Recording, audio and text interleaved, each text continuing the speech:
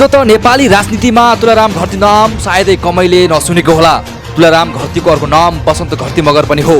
नेकपा माओवादी केन्द्रका केन्द्रीय सदस्य, लुम्बिनी प्रदेशका सभासद तथा पार्टीका प्रदेश सचेतक समेत रहनुभएका बसन्त जनयुद्धका क्रान्तिकारी योद्धा पनि हुन्। पाल्पाका कम्युनिस्ट नेता मगर क्रान्तिकारी धाराका निष्ठावान कार्यकर्ता हुन्। मुलुकमा आमूल परिवर्तन हुनुपर्छ भन्ने सोच उनमा अझै नै मरेको छैन। वर्तमान व्यवस्थालाई अपुरो र अपर्याप्त ठान्ने उनले यसलाई गरिब वर्ग र श्रमिक जनताका पक्षमा रूपान्तरण गर्नुपर्ने ठान्छन्। नेपालमा समाजवादी व्यवस्थाले मात्रै देश र जनताका समस्या समाधान गर्न सकिने उनको थर छ।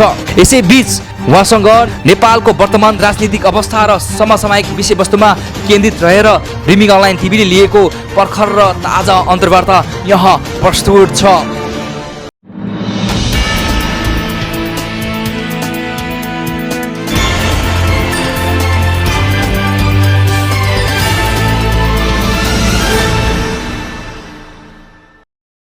आदरणीय दर्शकबिन नमस्कार।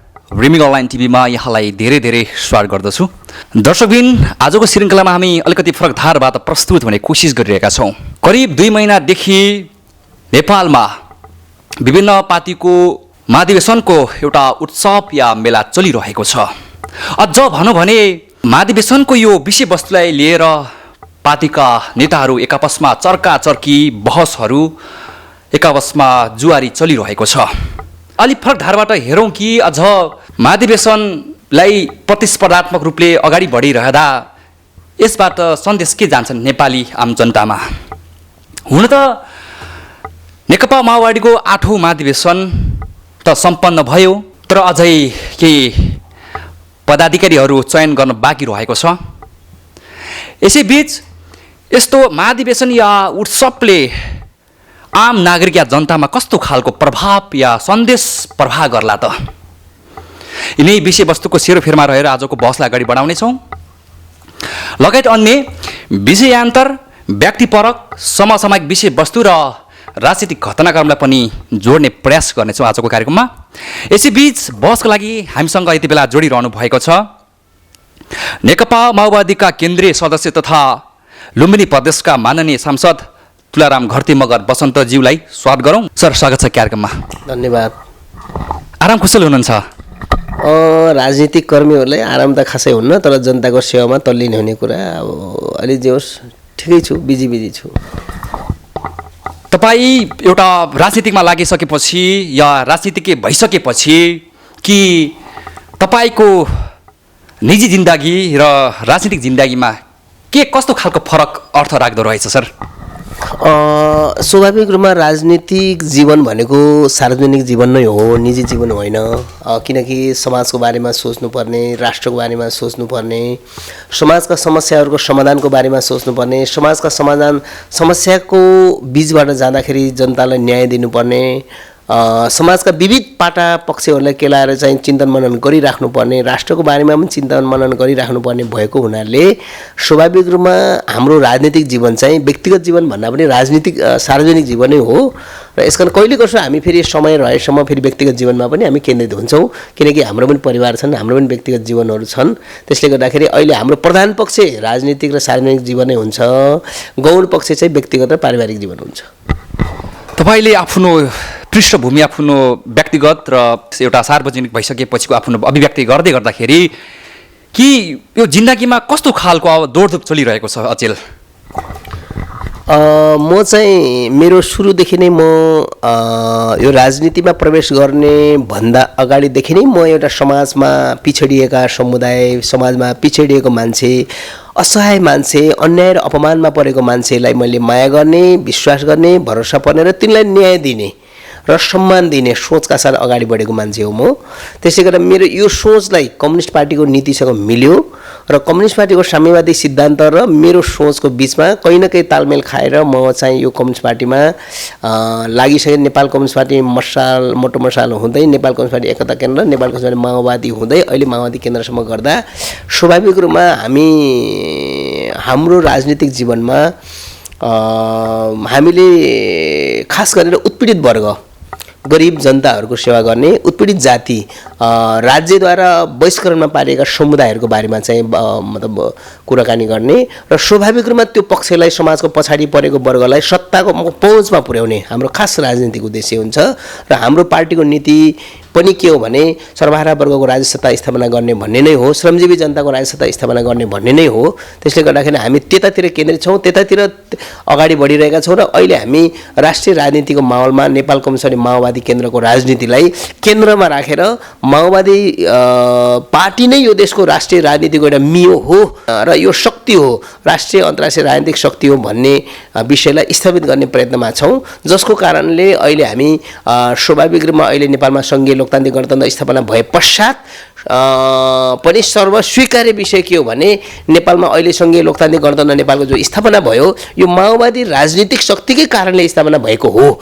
भलै अरू पार्टीहरूले सपोर्ट गरे, अरू पार्टीहरूले साथ दिए, अरू पार्टीहरूले सहयोग गरे, अरू पार्टी साथसाथै सँगसँगै आन्दोलनमा सहभागी भए, तर मूल प्रश्न, मूल एजेन्डा, जनताको सुन्दरताको एजेन्डा, समाजको समानताको एजेन्डा चाहिँ माओवादीकै हो भन्ने जनताले बुझिसकेपछि, अथवा हिजो बोल्न नपाउने जनता बोल्न पाए, हिजो खान नपाउने जनताहरूले खान पाए, हिजो पहुँचमा नपुगेका जनता पहुँचमा पुग्न पाए, यो माओवादी राजनीतिक कार्यदिशाकै कारणले गर्दा हो भन्ने कुरा आम जनतालाई अहिले चाहिँ जानकारी भएको छ। र हामी राजनीतिक जीवनलाई हामी त्यसरी नै अगाडि बढाउने सोचिरहेछौँ।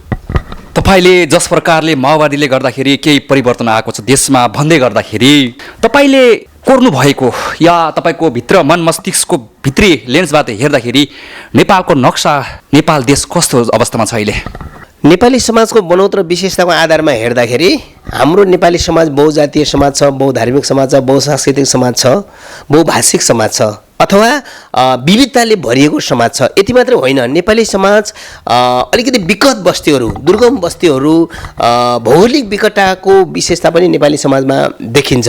त्यसले गर्दाखेरि हाम्रो नेपाली समाजको चित्रलाई हेर्दाखेरि, नेपाली समाजको बनौट र विशेषताको आधारमा वर्ग विश्लेषण गर्दाखेरि नेपालमा सङ्घीय उत्पीडित वर्ग मात्र छैन, धनी र गरिबको चाहिँ अन्तर्विरोध मात्र छैन, नेपाली समाजमा उत्पीडित जातिहरू पनि छन्, उत्पीडित समुदाय पनि छन्, अथवा शासक जाति र शासी जातिको अन्तर्विरोध पनि छ नेपाली समाजमा।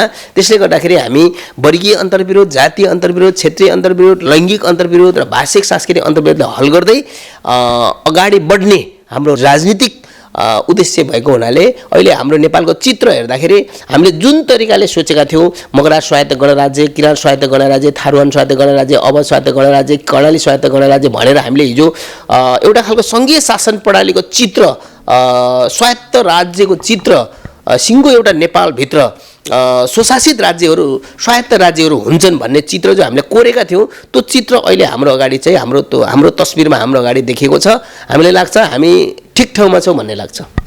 तपाईँ जनयुद्धमा तपाईँ सम्मिलन हुनुभएको छ कि 2052 सालदेखि 2063 सालसम्म 10 वर्षको जनयुद्ध त चल्यो, अहिलेको स्थितिमा हेर्ने भने अब शान्ति प्रक्रियामा छ। तपाईँ 10 वर्षको जनयुद्धमा मृत्युसँग लड्दै सामेल हुनुभयो, त्यसमा लाग्न तपाईँलाई केले प्रेरित गर्यो सर? पहिलो प्रेरित के हो भने म अन्यायको विरुद्ध लड्ने मान्छे, व्यक्तिगत रूपमा असमानता र अपमानको विरुद्ध लड्ने भएको हुनाले स्वाभाविक रूपमा हामी हिजो समाजमा भएका अन्तर्विरोधको सँग खेल्दै जाँदाखेरि समाजमा शासक अब समुदायहरू, शासक जातिहरू, शासक वर्गहरू बढी भए, तिनको सम्बन्ध केन्द्रीय सत्तासँग रह्यो। केन्द्रीय सत्तासँग रहिसकेपछि हामी सामाजिक अन्तर्विरोधलाई हल गर्ने सन्दर्भमा स्थानीय अन्तर्विरोधलाई हल गरेर हुन रहेछ, केन्द्रीय अन्तर्विरोधै हल गर्नुपर्छ भन्ने उद्देश्यका साथ हामी राज्य सत्ताको विरुद्ध लड्नुपर्छ भन्ने सोच केले प्रेरित गर्यो भन्दाखेरि, म जनयुद्धमा लाग्ने सोच केले प्रेरित गर्यो भने समाजमा गरिब वर्गहरू छन्, समाजमा चाहिँ दुखी गरिबहरू छन्, समाजमा असहाय मान्छेहरू छन्, समाजमा अधिकारबाट वञ्चित भएका समुदाय छन्। यिनी अपमानित, अपहेलित र चाहिँ दुखी जनताहरूको पीडा, मर्म र भावनालाई केन्द्रित गर्दाखेरि वास्तवमा यिनीहरूको निम्ति केही गर्नुपर्छ र मैले गर्न सक्छु भन्ने सोचले नै मलाई बढी प्रेरित गर्यो। जस्तो कि तपाईँ उत्पीडित वर्ग अथवा गरिबलाई एउटा केन्द्रबिन्दुमा पार्ने हिसाबले तपाईँ यो क्षेत्रमा लाग्नु भएको, जस प्रकारले आफ्नो अभिव्यक्ति दिँदै गर्दाखेरि देश त उस्तै अस्तव्यस्त देखिन्छ अथवा त्यो उत्पीडक गरिब वर्गको अवस्था पनि उस्तै छ, तर व्यवस्थाहरू परिवर्तन भए तापनि उसको अवस्था पनि त्यस्तै छ नि सर। यसमा के भन्न चाहनुहुन्छ? हो, यो चाहिँ देशको शासन व्यवस्था परिवर्तन भएको पनि जनताको जीवन अवस्था उस्तै छ भन्ने जनताको जो आम अहिले जो भनाइ छ, स्वाभाविक रूपमा यो के हो भने अहिले हामी तत्कालको निमित्त हामी चाहिँ नक्सा कोरेका छौँ, सङ्घीय लोकतान्त्रिक गणतन्त्र नेपालको नक्सा कोरेका छौँ र अहिले राज्यमा पहुँचको समानुपातिक समावेशीको सिद्धान्तलाई हामीले संविधानमा उल्लेख गरेका छौँ र यसको आधारमा अहिले चाहिँ कल्पना नगरेका दलित समुदायका साथीहरू सत्ताको पहुँचमा स्थानीय तहदेखि प्रदेशदेखि सङ्घीय सरकारसम्म पहुँचमा पुगेका छन्।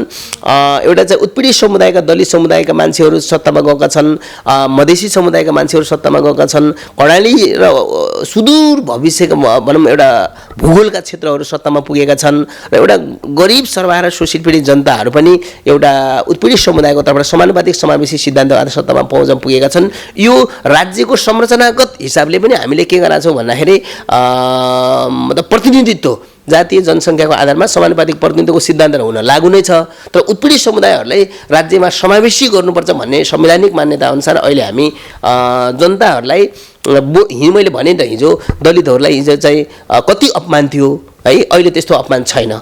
हिजो चाहिँ मधेसीहरूलाई कति अपमान थियो, अहिले त्यस्तो अपमान छैन। अहिले अन्य समुदाय जति हेपिएको अपमानित थिए राज्यमा जाँदाखेरि सरकारी कार्यालयमा जाँदाखेरि अपमानित हुनुपर्ने अवस्था थियो, अहिले त्यस्तो छैन। यो के भने स्वाभाविक रूपमा चाहिँ यो फेरिएको छ, यो चाहिँ अवस्थामा फेरिएको छ।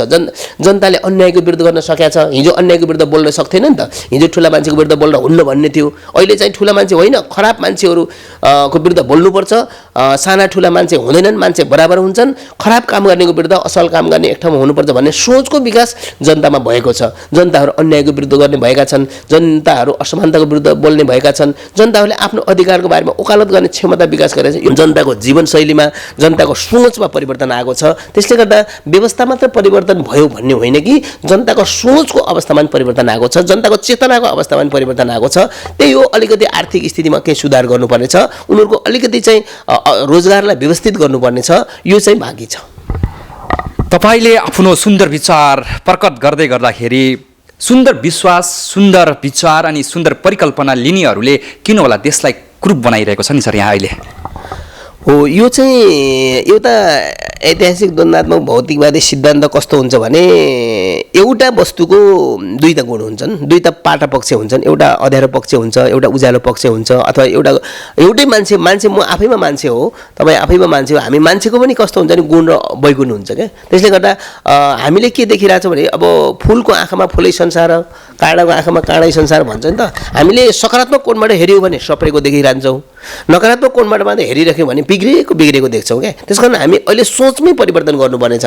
एकातिर मुलुक चाहिँ युद्धले गर्दाखेरि छेदविच्छेद भएको पनि देखिन्छ होइन, त्यो अब संरचनाहरू चाहिँ पुनर्निर्माण भइरहेका छन्। अर्कोतिर यो मुलुकमा चाहिँ अलिकति तपाईँले भनेको जस्तो मुलुक देश बिग्रिँदैछ भन्ने जो छ नि, अलिकति मतलब नगर्ने मान्छेहरू, धनाढ्य मान्छेहरूले, अलिक कुलीन घरानियाका मान्छेहरूले, अलिकति चाहिँ दलाल मान्छेहरूले, थोरै मान्छेहरूले जनतालाई दुःख दिइरहेछन्। त्यो कुरा सत्य कुरा। अहिले राज्यलाई पनि उसले घेराबन्दीमा पारेका छन्, राज्यलाई पनि अहिले चाहिँ ठेकदारी तन्त्र भइरहेको छ, कमिसन तन्त्र भइरहेको छ होइन। यसले गर्दा टोटलीमा खराब मान्छेहरू, थोरै खराब मान्छेहरूले राज्यलाई अप्ठ्यारोमा पारेका छन्, थोरै खराब मान्छेहरूले अहिले जनतालाई अप्ठ्यारोमा पारेका छन्, थोरै खराब मान्छेहरूले अहिले राजनीतिक दलहरूलाई घेराबन्दी गरेका छन्, स्वतन्त्र ढङ्गले निर्णय गर्न दिइरहेका छैनन्। यो कुरा तपाईँले इङ्गित गर्न खोज्नु भयो। यसको निमित्त हामीले बुझिरहेछौँ, यसको निमित्त हामीले चाहिँ व्यवस्थित तरिकाले यसको कानुनको व्यवस्थापन गरेर, कानुन निर्माण गरेर यस्ताहरूलाई सही ढङ्गले, कानुनी ढङ्गले, संवैधानिक तरिकाले चाहिँ व्यवस्थापन गरिसकेपछि मलाई लाग्छ मुलुक अप्ठ्यारोतिर गएको छैन, मुलुक अलिकति अप्ठ्यारोमा छ। किन अप्ठ्यारोमा छ भन्दा हिजोका शासक वर्ग वैरीहरू अलिकति टाउको उठाउन थालेका छन्। हिजोको चाहिँ प्रतिक्रियावादी शक्तिहरू, जनताको वर्ग वैरीले फेरि पनि टाउको उठाउन थालेका छन्। हो, यस कारणले गर्दा देश बिग्रिन्छ कि भन्नेतिर गइरहेछ। अलि पछिल्लो चरणमा भएका नयाँ राजनीतिक शक्तिहरूले पनि कहीँ न कहीँ भ्रष्टाचारतिर आफूलाई चाहिँ जोडेको जस्तो, कहीँ न कहीँ नेताहरू भ्रष्टाचारमा जोडिएको जस्तो, कर्मचारी ब्युरोक्र्याटहरू भ्रष्टाचारमा जोडिएको जस्तो, अथवा सत्तामा बस्नेहरू नै भ्रष्टाचारमा जोडिएको जस्तो हुँदाखेरि जनतालाई आशंका पैदा भएको छ। हो, यसलाई हामी न्यूनीकरण गर्ने, यसलाई कन्ट्रोल गर्नेतिर त हामी सोचिरहेछौँ अहिले चाहिँ। तपाईँले जस प्रकारले अब देशमा भ्रष्टाचार न्यून गर्नुपर्ने सरकारको दायित्व हो, त्यसमा त अब दुई मात्रै छैन। अहिले पछिल्लो समयमा आम नागरिक या जनता भनौँ, किन होला नेपाली राजनीतिक दल र नेताहरूप्रति आम नागरिकको वितृष्णा बढ्दै गएको छ नि? यो एकदमै सही प्रश्न हो। जुन प्रश्न अहिले निकै धेरै ठाउँमा हामीले त्यो प्रश्न उठेको देखिरहेछौँ, खास गरेर अहिलेको नयाँ युवाहरूमा, युवा पुस्ताहरूमा राजनीतिप्रति चासो छैन। हामी पनि चिन्तित छौँ। हामी चाहिँ आम जनता, सर्वसाधारण जनता, गरी खाने जनताहरूलाई उसले फुर्सदै छैन, यसको बारेमा सोच्ने समय नै छैन बिचराहरूलाई। आफूले जीवनलाई कसरी निर्वाह गर्ने भन्नेतिर मात्रै बढी चिन्तित छन् बिचराहरू, जनताहरू, श्रमिक जनताहरू। आफ्नो काममा फुर्सद छैन उनलाई चाहिँ। तर केही अहिले नयाँ पुस्ता, अहिलेका नयाँ चाहिँ पढे लेखेका अब युवा दस्ताहरू पनि कहीँ न कहीँ राजनीतिप्रति वितृष्णा किन बढ्यो भन्दाखेरि कहीँ न कहीँ राजनीतिमा विकृति देखियो। राजनीतिमा निराशा आउनु, राजनीतिमा वितृष्णा आउनुको खास कारण के हो भने राजनीतिमा सुन्दरता देखिएन, राजनीतिमा भविष्य देखिएन, राजनीतिमा कतै न कतै कुरूपता देखियो, राजनीतिमा कतै कतै दाग देखियो, राजनीति कतै कतै कसैले गरी खाने मतलब पेसा धन्दा जस्तै पनि हुन गयो। त्यसले गर्दाखेरि पनि राजनीतिप्रति वितृष्णा देखिन्छ एउटा युवा तबकाहरूको। अनि अर्को कुरा कस्तो छ भने अहिले हाम्रो पार्टीमा प्रशिक्षणको अभाव छ। काङ्ग्रेस पार्टीमा प्रशिक्षणको अभाव छ, वैचारिक राजनीतिक स्कुलिङ छैन। एमालेमा प्रशिक्षणको अभाव छ, वैचारिक राजनीतिक स्कुलिङ छैन। माओवादीमा प्रशिक्षणको अभाव छ, वैचारिक राजनीतिक स्कुलिङ छैन, सङ्गठनात्मक स्कुलिङ छैन। त्यस कारण अहिले चाहिँ हामीलाई भइपरि आउने कामले मात्रै हामीले एकदमै तनाव दिइरहेछ अहिले चाहिँ है। त्यसले गर्दाखेरि छलकपट गर्ने, एकले अर्कालाई ढलाउने, एकले अर्कालाई सिद्ध्याउने, अनि आफूमाथि जाने, आफू अगाडि जाने, यस्तो खालको चाहिँ षड्यन्त्रको चाहिँ तानाबानाहरूले गर्दा हामीलाई अप्ठ्यारो पारिरहेछ। त्यो भएर अहिले हामी के सोचिरहेछौँ, अहिले हाम्रो तिनवटै पार्टीको शक्तिशाली ठुला पार्टीहरूको महाधिवेशन भयो, कङ्ग्रेसको महाधिवेशन, एमालेको महाधिवेशन, हाम्रै पार्टी माओवादी केन्द्रको महाधिवेशन भयो। यसबाट के देखिन्छ भने स्कुलिङको आवश्यक पर्छ। अब पार्टीका कार्यकर्ताहरूलाई, जनतालाई पनि स्कुलिङको आवश्यक पर्छ, प्रशिक्षणको आवश्यक पर्छ भन्ने हामीले महसुस गरेका छौँ। तपाईँले भनेको जस्तै राजनीतिप्रति वितृष्णा जो छ, हामी गम्भीर छौँ, योबाट चिन्तित पनि छौँ र युवाहरूलाई राजनीतिमा केन्द्रित गर्ने चाहिँ योजना र सोचहरू हामी अगाडि सार्छौँ। जस्तो कि तपाईँले युवाहरू त्यति इन्ट्रेस्ट यानि कि चासो देखाएको छैन है राजनीतिमा भन्दै गर्दाखेरि राजनीतिक दलहरूमा युवाको भूमिका किन र केका लागि? अनि यहीसँगै प्रश्न अर्को जोडिहालौँ कि तपाईँलाई राजनीति एउटा व्यवसाय हो या सेवा हो? राजनीति आफैमा व्यवसाय होइन, राजनीति सेवा हो। राजनीति भनेको त जनताको सेवा गर्ने उद्देश्यका साथ यो पार्टीमा लागिन्छ। त्यस कारण अहिले केही मान्छेहरूले, केही शक्तिहरूले, अलि खराब सोच भएका शक्तिहरूले राजनीतिलाई कभर बनाएर, राजनीतिलाई युज गरेर, राजनीतिलाई मिसयुज गरेर भनौँ न, अझ युज भन्दा पनि त्यसलाई प्रयोग गरेर उनीहरूले चाहिँ पेसा धन्दा जो गरिरहेछन् होइन। जस्तै शक्तिशाली माओवादी थियो हिजो जनयुद्धकालमा, शक्तिशाली माओवादी राजनीतिलाई धेरै दुरुपयोग गरे। कुनै बेला काङ्ग्रेस शक्तिशाली थियो, 15 सालमा काङ्ग्रेस शक्तिशाली थियो, त्यसले दुरुपयोग गरे। 45, 46, 47 सालमा एमाले शक्तिशाली थियो, 51 सालमा त्यसलाई दुरुपयोग गरे। अहिले राजनीतिक शक्तिहरूलाई दुरुपयोग गरेर माफियाहरूले, शैक्षिक माफिया, भूमाफिया, अन्य माफियाहरूले जो मिसयुज गरेका छन् नि, हो यस कारणले गर्दाखेरि चाहिँ समस्या पैदा भएको हो। त्यसले गर्दा अहिले हामी चाहिँ राजनीति पेसा जस्तो देखिए तापनि राजनीति पेसा बिल्कुलै होइन। राजनीति भनेको सेवा हो र सेवा गरेर नै हामी नेता भनेपछि हामी मालिक होइनौँ। र अहिले कस्तो छ भने नेता भनेपछि मालिक हुनुपर्छ भन्ने सोच छ नि, यो गलत कुरा हो। यो नेता भनेको जनताको सेवक हो, मालिक हुँदै होइन। युवाको भूमिका मैले सोधेको थियो, यसको प्रश्नको उत्तर आएन। भूमिकाको बारेमा कस्तो भन्दाखेरि हामीले सोचेका छौँ अहिले हाम्रो पार्टीको विधानमा स्पष्ट, अहिले कङ्ग्रेसकै नि तपाईँको महाधिवेशनको परिणाम हेर्नुहोस्, गगन थापालाई चाहिँ विश्वप्रकाश शर्मा जस्ता प्रभावशाली युवा नेताहरू महासचिवमा, महामन्त्रीमा आउनु भएको छ होइन। एमाले भित्रै पनि युवा नेताहरूको चाहिँ आइराख्नु भएको छ। हाम्रो पार्टीमा पनि युवा नेताहरूले अहिले हामी 20% युवाहरू तोकेरै समानुपातिक समावेशीको सिद्धान्तलाई नै प्रयोग गरेर हामीले हाम्रो कम्युनिस्ट पार्टीको हरेक कमिटीमा चाहिँ हामी प्रदेशदेखि स्थानीय तहदेखि केन्द्रसम्म 20% युवाहरू राख्ने है। 20% युवा भनेको 300 जनाको केन्द्रीय कमिटी छ, अहिले हाम्रो छ 249 को। त्यसमा लगभग तपाईँको चाहिँ 60 जना युवाहरू केन्द्रीय कमिटीमा पऱ्यो भने साँच्चै मलाई लाग्छ युवाहरूको नयाँ जोस, नयाँ जाँगर, नयाँ विचार, नयाँ उत्साह सायद केन्द्रीय कमिटीमा चाहिँ प्रयोग हुन्छ र पार्टीलाई सुदृढ गर्छ र पुरानाहरूको भुट्टी भएका विचारहरूलाई, पुरानाहरूको चाहिँ भुटेका सोचहरूलाई पनि युवाहरूले सान लाउँछ भन्ने आशा छ हामीलाई। तपाईँले युवाहरूले नै गर्न सक्छ, यो देशको परिवर्तन गर्न सक्छ भन्ने जस प्रकारको आफ्नो अभिव्यक्ति दिइरहँदाखेरि राजनीतिक विश्लेषकहरू भन्छ नि पुराना पुस्ता र नयाँ पुस्ता बिचको फ्युजनले मात्र देश बन्न छ, नत्र नयाँ युवाले मात्र यो सम्भव छैन भन्ने पनि छ। यसमा के भन्न चाहनुहुन्छ? एकदमै सही हो। यसमा म कन्भिन्स छु, म सहमत छु। किनभने पुरानाहरूमा अनुभव हुन्छ, नयाँहरूमा जोस हुन्छ हो। त्यस कारण उत्साह हुन्छ, त्यस कारण आँट हुन्छ, साहस हुन्छ। पुरानोहरूमा अनुभव हुन्छ, विचार हुन्छ, दृष्टिकोण हुन्छ। उनले सबै कुराहरू जिन्दगीलाई बुझेर एउटा ज्ञान सङ्कलन गरेका हुन्छन्, ज्ञान आर्जन गरेका हुन्छन्। पुराना पुस्ताको पुराना तबकाको अग्रजहरूको ज्ञान अग्रजहरूको एउटा चाहिँ सहयोगबाट नै युवाहरूले त्यो जगमा टेकेर युवाहरूले विकास गर्ने हो त्यहाँबाट पनि। त्यसकारण युवा र प्रौढहरूको हामी 3-in-1 को सिद्धान्त भने माओले हामीलाई सिकाउनु भएको छ होइन। वृद्ध प्रौढ र युवाहरू यो तिनटै एजका मान्छेहरू पार्टीमा भयो भने पार्टीले गति लिन्छ, पार्टीमा जीवन हुन्छ भनेर जो भन्नुभएको छ। त्यसकारण विशुद्ध युवा भन्दैमा बिना विचार, बिना दृष्टिकोण, बिना दर्शन, बिना कार्यदिशा, बिना ज्ञान, बिना क्षमता अगाडि त्यत्तिकै युवालाई देखाइदिएर उमेरलाई देखाइदिएर मात्रै हुँदैन। एज फ्याक्टरले मात्रै क्रान्ति हुँदैन, एज फ्याक्टरले मात्रै राजनीतिमा परिवर्तन हुँदैन। तर यसको निम्ति अनुभव पनि चाहिन्छ, लामो समयसम्म जीवनमा गरेका प्रत्यक्ष भौतिक र आत्मिक अनुभव चाहिन्छ। त्यस्ता अनुभव भएका शक्ति टिम र चाहिँ नयाँ जोस र जाँगर उत्साह र विचार भएका युवाहरूलाई समेट्ने हो भने देश अगाडि जान्छ, समाज अगाडि जान्छ। समाज अगाडि पक्कै पनि बढ्नेछ यो आशा गरौँ। कि पार्टीमा पुस्तान्तरण कुराकानी गर्नुभयो कि किनभने गगन थापा विश्वप्रकाश शर्माको कुराकानी गरिरहँदाखेरि पार्टीमा पुस्तान्तरण हुँदैमा रूपान्तरण हुन्छ भन्ने आधार कतिको बलियो छ? तपाईँ यो जस प्रकार अभिव्यक्ति दिनुभएको छ नि त, यसो हुन्छ। पार्टी मैले भने नि पार्टीमा पुस्तान्तरणले मात्रै विकास त गर्दैन है। तर त्यसमा चाहिँ अब पुस्ताले मात्रै विकास गर्ने कुरा भने विचारले विकास गर्ने हो, सिद्धान्तले विकास गर्ने हो, दृष्टिकोणले विकास गर्ने हो। नयाँ पुस्तामा हामीले चाहिँ क्रान्तिकारी विचार, क्रान्तिकारी जोस, क्रान्तिकारी एउटा चाहिँ उत्साह पैदा गर्नुपर्छ। विचारले लेस भएको, सिद्धान्तले लेस भएको, एउटा चाहिँ निश्चित मूल्य मान्यताले चाहिँ लेस भएको युवाले मात्रै काम गर्न सक्छ। त्यसको निमित्त पुस्तान्तरण सँगसँगै विचार र नेतृत्वको हस्तान्तरण पनि हुने कुरा स्वाभाविक हुन्छ होइन। त्यसकारण म के भन्छु भने जस्तै अहिले हामी अध्यक्ष कमरेड प्रचण्डलाई अध्यक्ष हामी सर्वसम्मत हामीले हाम्रो महाधिवेशनले अध्यक्ष मान्यो, अनि चाहिँ नेकपा एमालेमा ओलीलाई सर्वसम्मत अध्यक्ष मान्यो, अहिले शेरबहादुर देउवालाई सर्वसम्मत सभापति मान्यो। यो किन हो भन्दाखेरि अनुभव पुरानाहरूको अनुभवको अझै खाँचो छ, प्रौढहरूको चाहिँ अझै खाँचो छ यो देशमा। चाहिँ युवाहरूले सिक्दै पनि आएका छन्, सचिव बनेर आउँछन्, महासचिव बनेर आउँछन्, उपाध्यक्ष बनेर क्रमशः एउटा सीएम बनेर आउँछन्। एउटा चाहिँ स्टेप बाई स्टेप जान्छ, खुड्किलो बाई खुड्किलो जान्छ, चरणबद्ध तरिकाले आउँछन्। युवाहरू पनि ल्याउँदै गर्ने, नेतृत्वले पनि थाम्दै गर्ने, युवाहरूले पनि ल्याउँदै गर्ने, नेतृत्वलाई पनि थाम्दै गर्ने र पुरानाहरूले पनि नेतृत्व हस्तान्तरण गर्ने जाने प्रक्रिया चल्यो भने स्वाभाविक रूपमा चाहिँ वैचारिक युवाले मात्रै समाजलाई परिवर्तन गर्न सक्छ। राजनीतिक दृष्टिकोण स्पष्ट भएको युवाले मात्रै समाजलाई परिवर्तन गर्न सक्छ। युवा भन्दैमा, पुस्तान्तरण भन्दैमा समाज गति चाहिँ अगाडि जान्न। तपाईँले सबैको मिक्स हुनुपर्छ, सबैको त्यत्तिकै योगदान हुनुपर्छ, बल्ल त देशले अग्रगामी छलाङ मार्छ भन्नुभएको छ।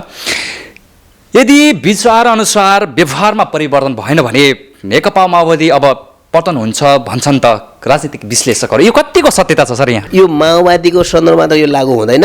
विचार अनुसार व्यवहार भएन भने संसारको कुनै पनि राजनीतिक शक्तिहरू पतन हुन्छन्। किन जुन बोले त्यो गरेनन् भने जनताले विश्वास गर्दैनन्, जनताले विश्वास गरेनन् भने त्यो राजनीतिक पार्टी फेलियर हुन्छ। किनकि राजनीतिक पार्टीको जीवन भनेको जनताको विश्वास हो, राजनीतिक पार्टीको प्राण भनेकै जनताको विश्वास हो। जबसम्म जनताको विश्वास हुन्छ तबसम्म पार्टी शक्तिशाली भइरहन्छ, जबसम्म जनताको विश्वास हुन्न तब पार्टी सिद्धिन्छ। त्यसकारण यो माओवादी पार्टीको हकमा मात्रै यो लागू हुन, सबै पार्टीको हकमा यो लागू हुन्छ। एक दोस्रो कुरा के हो भने माओवादी पार्टीले अरूले भन्दा फरक विचार ल्याएको हो, अरूले भन्दा अलि अग्रगामी विचार ल्याएको हो, अरूले भन्दा क्रान्तिकारी विचार ल्याएको हो।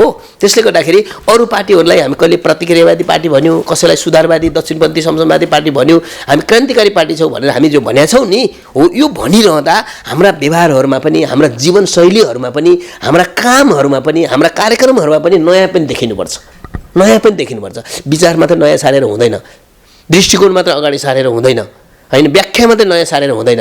व्याख्या भन्दा पनि बदल्ने प्रयत्नतिर, त्यो भनेको कार्यक्रमतिर, त्यो भनेको योजनातिर होइन, यस्ता चिजहरू हामी दिँदै गयौँ भने स्वाभाविक रूपमा चाहिँ विचार अनुसार व्यवहारहरू दिँदै गयौँ, हामीले बोली अनुसारको व्यवहार दिँदै गयौँ भने विचारलाई व्यवहारमा प्रयोग गर्ने भनेको छ नि मार्क्सवादले त। मार्क्सवाद भनेको एउटा मतलब दराजमा राखेको किताब होइन नि त। मार्क्सवाद भनेको गरिबका पसिनाहरूमा मार्क्सवाद हुन्छ, गरिबका रगतहरूमा मार्क्सवाद हुन्छ, गरिबका हरेक चाहिँ सपनाहरूमा मार्क्सवाद हुन्छ भनेर हामीले भनेका छौँ नि त होइन। त्यसले गर्दा सर्वहारा वर्गको चाहिँ राजनीतिक प्रतिनिधिको हैसियतले, श्रमिक जनताको राजनीतिक प्रतिनिधिको हैसियतले माओवादी पार्टीले तपाईँले भने जस्तो यदि चाहिँ माओवादी पार्टीमा कहिलेकै रूपान्तरण भएन भने, माओवादी पार्टीको बोलेको कुरा माओवादी पार्टीले गरेन भने माओवादी पतन हुन्छ जो भन्नुभएको छ नि, गम्भीर चुनौतीपूर्ण अवसर पनि हो माओवादीले यो चाहिँ यो प्रश्न जो खडा भएको छ जनताले सङ्गीन प्रश्न तेर्सिएका छन् यो प्रश्नले माओवादीलाई रूपान्तरण गर्छ यो प्रश्नले माओवादीले गम्भीर बनाउँछ यो प्रश्नले बिग्रेका माओवादी नेताहरूलाई सप्रिनतिर जान्छ माओवादी पार्टी बिग्रिँदै जाँदा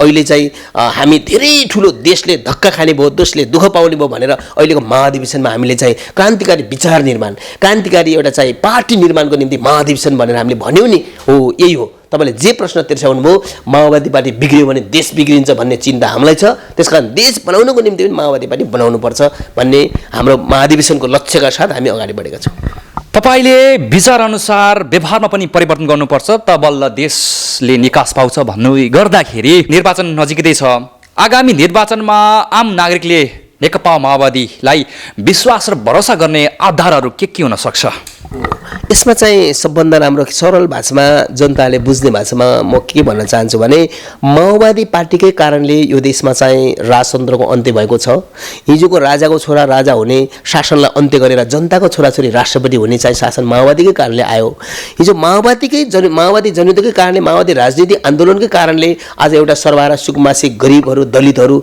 आज सत्तामा पुगेका छन् मधेसीहरू सत्तामा पुगेका छन् आज स्थानीय तहदेखि प्रदेश हुने केन्द्रसम्म महिलाहरू सत्तामा पुगेका छन् समानुपातिक समावेशीको सिद्धान्त माओवादीले ल्याएको छ त्यसकारण माओवादीको विचार सही छ जनपक्षीय छ जनमुखी छ र दुखी दर्दीहरूलाई माया गर्ने असाध्य असहाय र सुकुम्बासीहरूलाई गरिबहरूलाई माया गर्ने पार्टी नै माओवादी पार्टी हो भन्ने पुष्टि हामीले गर्न सक्यौँ भने जनतालाई बुझाउन सक्यौँ भने बुझाउँदै पनि आछौँ हामी चाहिँ 20औं वर्षदेखि बुझाउँदै आछौँ फेरि पनि जनतामा कहीँ न कहीँ आशंका बढेको छ माओवादी हिजो जस्तो थियो आजको माओवादी त्यो होइन है भन्ने जो प्रश्न खडा भएको छ हिजो कहीँ न कहीँ हामी चाहिँ अल्मलियौँ हिजो कहीँ न कहीँ हामी झुक्क्यौँ हामी गर्दा गर्दै पनि हामी कहीँ न कहीँ हाम्रो मिस भयो अब हामी त्यसो गर्दैनौँ कतै न कतै हाम्रा नेताहरू एक दुईवटा नेता बिग्रियो होलान् एक दुईवटा कमान्डर बिग्रियो होलान् एक दुई ठाउँमा हाम्रो मिस भयो होला अब हामी त्यसो गर्दैनौँ छातीमा हात राखेर भन्छौँ हाम्रो उद्देश्य जनताको सेवा गर्ने हो हाम्रो उद्देश्य समाजको रूपान्तरण गर्ने हो हाम्रो उद्देश्य राष्ट्रिय स्वाधीनताको चाहिँ रक्षा सहित देशलाई बनाउने हो भन्ने हो भनेर हामी जनतामा बिचमा गयौँ भने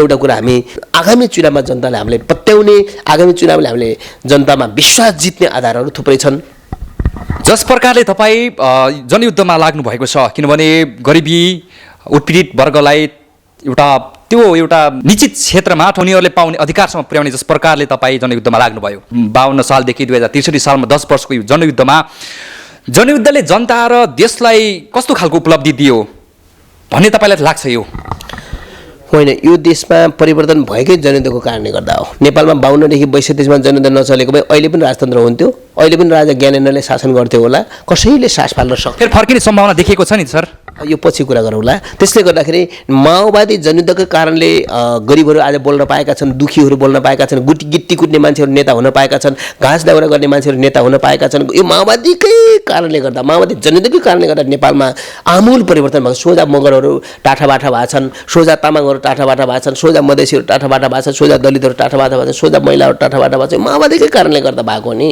त्यसले गर्दा माओवादी जनयुद्ध नचलेको भए वास्तवमा यो आमूल परिवर्तन र जनताले मतलब नयाँ जीवन नयाँ संरचना जो देख्न पाएका छन् हैन 3 तहको सरकार जो निर्माण भएको छ हैन साच्चै भन्ने हो भने नेपालको इतिहासमा यस्तो संरचना हुने नै थिएन माओवादी जनयुद्ध नभइदिएको भए त्यसले गर्दा माओवादी जनयुद्धको जगमा ऐतिहासिक जनआन्दोलनको बलमा हामीले जो परिवर्तन गरेका छौं माओवादीको राजनीतिक नेतृत्वमा सबै कांग्रेसका साथीहरू मतलब प्रान्तिक साथीहरू अन्य चाहिँ लोकतान्त्रिक मानेका साथीहरू लगायत सबै साथीहरूले मधेसी मित्रहरू आदिवासी मित्रहरूले सपोर्ट गर्नुभयो यसले माओवादीप्रति केन्द्रित भएर जो अगाडि बढ्नुभयो माओवादीको उद्देश्य ठिक छ माओवादीको नेतृत्व सही छ यसले चाहिँ यो देशलाई परिवर्तन गर्न सक्छ समाजको विभेदलाई अन्त्य गर्न सक्छ भन्ने जनतामा विश्वास भयो र हामी अगाडि बढ्यौं र माओवादी जनयुद्ध नै निर्णायक हो अहिलेको परिवर्तनको त्यसो भए तपाईले मलाई एउटा जानकारी गराइदिनुस् कि जनयुद्धको सबैभन्दा त्यो पेचिलो समय र घटना कुन थियो जस्तो लाग्छ यहाँलाई र तपाईलाई किन त्यस्तो लाग्यो भन्ने प्रश्न हो मेरो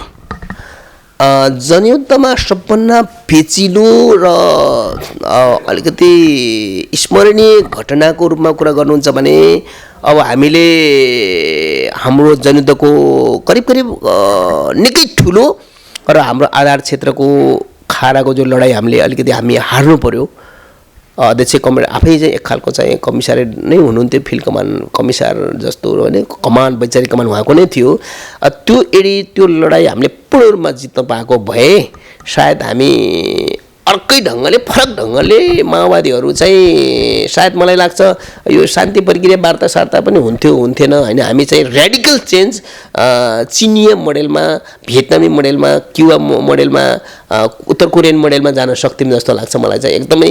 त्यसले एउटा चाहिँ कस्तो गर्यो भनिन्छ भने सिफ्ट गरिदियो क्या रणनीतिक रूपमा चाहिँ हाम्रो पार्टीलाई चाहिँ एउटा लाइन नै चेन्ज गर्ने एउटा चाहिँ एउटा कोसेढुङ्गा जस्तो जो बन्यो त्यो सबभन्दा एउटा चाहिँ अविस्मरणीय प्रकारको जो क्षण हो त्यो चाहिँ सायद त्यसले नै एउटा हामीलाई चाहिँ निकै चुनौतीपूर्ण अवसर पनि दियो भन्नुहोस् र एउटा हामीलाई चाहिँ एउटा गम्भीर प्रश्न पनि खडा गर्यो है। यो मेरो हुनु त थुप्रै क्षणहरू छन् त्यस्ता, तर मेजर र कमान्डिङ चाहिँ क्षण भनेको त्यो हो जसले राजनीतिक कार्यदिशालाई नै सिफ्ट गर्नेतिर चाहिँ सङ्घीय लोकतान्त्रिक गणतन्त्रको बाटो नै बदल्ने, जनवादी गणतन्त्र नेपालको बाटोलाई सङ्घीय लोकतान्त्रिक गणतन्त्रको बाटोतिर ल्याउने कोसेढुङ्गाको जो काम गर्यो त्यो चाहिँ एउटा अविस्मरणीय छ। जस्तो कि तपाईँले जनयुद्धको आफ्ना पेचिला समय र घटनाको बारेमा विश्लेषण गर्दाखेरि जसरी 2052देखि 63मा आउँदाखेरि माओवादी भन्ने बित्तिकै मान्छेहरूले निकै विश्वास गर्थे, त्यति बेला निकै परिणाम आएको थियो, तर अहिले आएर परिणामहरू त्यति देखिएको छैन। किन विचलन भएको छ यो पार्टी? यो चाहिँ अलिकति माओवादीहरूले आफ्नो राजनीतिक विचारलाई आर्थिक जीवनमा ढाल्न सकेनन्, सामाजिक जीवनमा ढाल्न सकेनन्, माओवादीले सामाजिकीकरण गर्न सकेनन्, माओवादीले आर्थिक उत्पादनको बाटोमा जोड्न सकेनन्, जसले गर्दा आफूसँग भएको हजारौँ सयौँ मतलब कार्यकर्ताहरूलाई, पूर्णकालीन कार्यकर्ताहरूलाई रोजगारमा व्यवस्थापन गर्न सकेनन्, जसको कारणले गर्दा अहिले चाहिँ अलग थलग भद्रगोल जस्तो देखियो।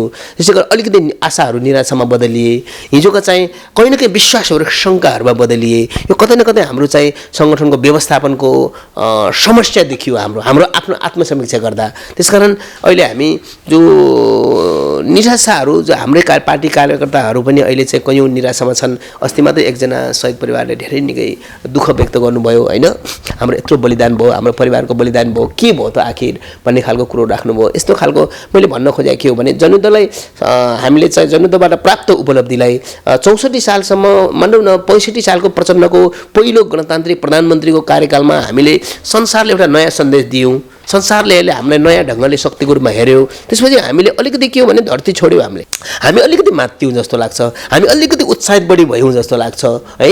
हामी त अलिक ठुलै सत्तामा पुग्यौँ भन्ने जस्तो लाग्छ। कतै न कतै हामीले उपलब्धिको रक्षा गर्न सकेनौँ, उपलब्धिको संरक्षण गर्न सकेनौँ र कतै न कतै हामी भित्रै पनि मतलब बुझाइमा एकरूपताहरू भएनन् र बुझाइमा एकरूपता नहुँदाखेरि हामीले प्राप्त गरे उपलब्धिले संरक्षण गर्ने कुरामा कहीँ न कहीँ हामीलाई चुक्यौँ हामी चाहिँ। त्यसले गर्दा जनताको विश्वासमा कहीँ न कहीँ अप्ठ्यारो पर्यो, जनताले विश्वास गर्ने कुरामा शङ्का गर्न थाले, कार्यकर्ताले नेताप्रति विश्वास गर्ने ठाउँमा शङ्का गर्न थाले।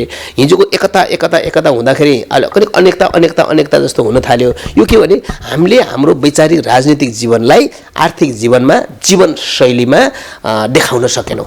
किनभने हिजो चाहिँ गर्नुहुन्न भन्ने कामहरू हामीले फेरि गर्न थाल्यौँ, हाम्रा साथीहरूले गर्न थाले होइन। हिजो जे चिज बेठिको भन्नेहरू अहिले फेरि हामी त्यही ठिक हो भन्न थाल्यौँ होइन। यो कतै यो के हो भने हामी विचलन हो कि ओह्रालो हो कि होइन। हिजो देउता पुज्न भन्नेहरू देउता पुज्न थाल्ने, हिजो चाहिँ रक्सी खानुहुन्न भन्नेहरू अहिले रक्सी खान थाल्ने, हिजो तास खेल्दैन भन्नेहरू अहिले तास खेल्न थाल्ने, हिजो दुई ठाउँ पहिले जानुहुन्न भन्नेहरू पहिले जान थाल्ने, दुई देशवासी ल्याउनुहुन्न भन्नेहरू फेरि ल्याउन थाल्ने। यो खालको उल्टो किन भयो भन्दाखेरि कतै विचारमा विचलन भयो। मैले भने विचारमा कतै न कतै विचलन भयो, त्यसले गर्दाखेरि हामी चाहिँ चुक्दै गयौँ। त्यसकारण अब हामी के गर्छौँ भने विचारमा दृढ हुन्छौँ, मार्क्सवाद माओवादीको विचारमा दृढ हुन्छौँ र हाम्रो माओवादी राजनीति अब चाहिँ हिजो जनवादी क्रान्तिको निम्ति अगाडि बढ्थ्यो, अब हामी समाजवादी क्रान्तिको निम्ति हामी अगाडि बढ्छौँ। देशका दलाल तथा नोकरसाही पुँजीपतिहरूको विरुद्धमा जनतालाई फेरि राष्ट्रिय स्वाधीनताका साथ अगाडि बढाउने प्रयत्नका साथ हामी पार्टीलाई पनि रूपान्तरण गर्ने, आफू पनि रूपान्तरण हुने र समाजलाई पनि रूपान्तरण गर्ने, राष्ट्रलाई पनि रूपान्तरण गर्ने, आमूल रूपान्तरणको दिशामा अगाडि बढ्छु भन्ने हाम्रो अहिलेको चाहिँ उद्देश्य छ। तपाईँले यावत उद्देश्यहरूको बयान गर्दाखेरि मलाई एउटा यस्तो जानकारी गराइदिनुहोस् कि जनयुद्ध त एउटा असफलमा टुङ्गिएको होइन र? यो असफलता होइन, किनभने यो सम्झौता हो। कसरी हुनसक्छ यो सर? विद्रोही शक्तिहरूले पनि केन्द्रीय सत्ता एक्लै सत्ता कब्जा गर्न नसक्ने र पुरानो सत्ताले पनि विद्रोहीलाई नेस्ता नाबुद पार्नै नसक्ने। त्यो बेलामा जुन बेला हामी सम्झौतामा थियौँ त्यो बेलामा त लगभग 80% भूगोल र माओवादीकै क्याप्चरमा थियो नि। संसारले त पत्याएकै थियो, युएनले पत्याएकै थियो, संयुक्त राष्ट्रसङ्घले विश्वास गरेकै थियो। माओवादी विद्रोहीहरूले देशको 80% भूभाग कब्जा गरेका छन्, जनसत्ता चलाएका छन्, समानान्तर सत्ता चलाएका छन् त भनेर संसारले पत्याएकै थियो त। त्यसले गर्दाखेरि हामी त्यो माओवादी जनयुद्ध असफल होइन, माओवादी जनयुद्धले हामीले जनआन्दोलनमा, ऐतिहासिक जनआन्दोलनमा, त्यही मैले भने सुरुमा माओवादी जनयुद्धको जगमा ऐतिहासिक जनआन्दोलनको बलमा भन्ने कारण त्यही भएर हो। त्यो चाहिँ जनयुद्ध र जनआन्दोलनको समायोजन गरेर हामीले यो राजनीतिक परिवर्तन ल्याएको काम, यो असफल होइन, यो चाहिँ रूपान्तरण हो, शान्तिपूर्ण आन्दोलनमा रूपान्तरण हो। यो चाहिँ आवश्यक पऱ्यो भने सशस्त्र पनि हुन्छ, आवश्यक पऱ्यो भने शान्तिपूर्ण पनि हुन्छ। यो क्रान्तिको एउटा स्वरूप हो चाहिँ, अवस्था र परिस्थिति अनुसार जनताले लिने बाटाहरू हुन्छ। हामी कार्यक्रमको अन्त्यतिर आइसकेका छौँ कि अब देश विकासको लागि, समृद्धिको लागि देशमा पुनः क्रान्ति आवश्यक छ या छैन? होइन, क्रान्ति त सधैँ हुन्छ। क्रान्ति भन्ने कुरा, क्रान्ति भएन भने त समाज परिवर्तनै हुन्न। क्रान्ति भएन भने मान्छेले नयाँ ढङ्गले सोच्दैन। क्रान्ति भएन भने त, क्रान्ति भनेको बन्दुक पड्काउने मात्र होइन नि, क्रान्ति भनेको बारुद पड्काउने मात्र होइन नि त। क्रान्ति भनेको त क्रमभङ्गता हो, पुरानोलाई ड्यामेज गरेर नयाँ ल्याउने हो, पुरानो सपनालाई चाहिँ खारेज गरेर नयाँ सपना बोक्ने हो, पुरानो उद्देश्यलाई चाहिँ परम्परागत उद्देश्यहरूलाई खारेज गरेर नयाँ र आधुनिक प्रकारको चाहिँ जनमुखी उद्देश्यहरू सपना बोक्ने, त्यो पनि क्रान्ति हो नि। त्यसले गर्दा क्रान्ति भनेको अब वैचारिक क्रान्ति हुन्छ, सैद्धान्तिक क्रान्ति हुन्छ, क्रान्ति भनेको राजनीतिक क्रान्ति हुन्छ, होइन? त्यसले गर्दा क्रान्ति भनेको त साँच्चै भन्नु त निरन्तर हुनुपर्छ। यो त, यो कुनै क्रान्ति मऱ्यो भने त सबै बर्बाद हुन्छ। यो क्रान्ति भनेको त अहिलेसम्म हाम्रो बुझाइमा कसो भने बम पड्काउने, बारुद होइन भर्ने, हतियार चाहिँ उठाउने, यसलाई मात्र क्रान्ति भन्ने जो छ, यो पनि क्रान्ति हो, मूल क्रान्ति नै हो। फौजी क्रान्ति भन्छ त्यसलाई। राजनीतिक क्रान्ति भनेको निरन्तर बहस हुन्छ, निरन्तर छलफल हुन्छ, निरन्तर अन्तर्क्रिया हुन्छ, निरन्तर रूपमा चाहिँ परामर्शहरू हुन्छन्, अनि पुरानाहरू खारेज हुँदै जान्छन्, पुराना र खराबहरू खारेज हुँदै जान्छन्, नयाँ र असलहरू स्थापित हुँदै जान्छन्। यो पनि क्रान्ति हो। त्यसकारण हामी अहिले वैचारिक राजनीतिक क्रान्तिका साथ, आर्थिक क्रान्तिका साथ अगाडि बढ्ने सोचमा छौँ र क्रान्ति जारी रहन्छ, क्रान्ति निरन्तरतामा हुन्छ। यो अब मलाई यति भनिदिनुहोस् कि तपाईँले आम नागरिक या युवाले तुलाराम घरती बसन्तबाट कस्तो खालको ज्ञान या पाठ सिक्न सकिन्छ?